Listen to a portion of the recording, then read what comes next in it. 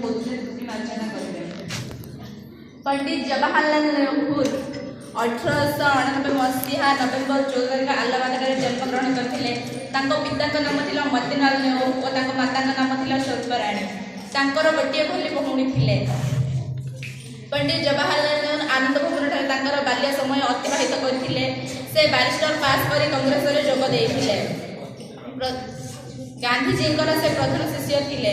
जड़े देशप्रेमी थे और जड़े शिशुप्रेमी थे। से शिशु मान बहुत भल पाते। शिशु मान अधर में हस उठी आसते। से आनंद विफर हो पड़ते।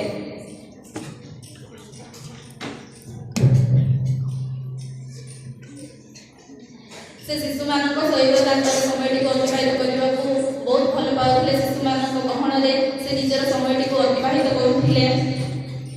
से शिशु मान मन सरल कमल बोली जानी सहित मन सरल कमल हो पड़ा। शिशु मान देखिले सब दुख कष्ट को भूली जाते।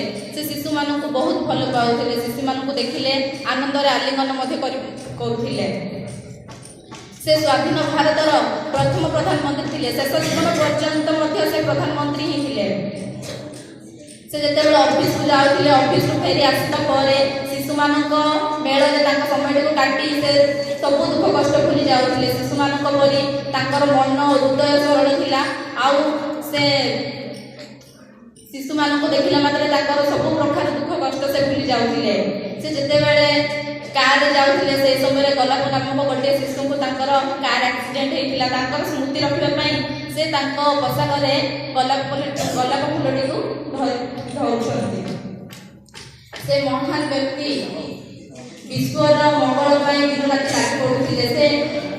से अनेक थर कारवरण अनेक थर जेल जाइछंती आमर ए भारत एवं ए स्वाधीन भारत से प्रथम प्रधानमंत्री थे। 1946 मसीहा मे 27 तारीख से परलोक गमन करते। मोर वक्तव्य बंद।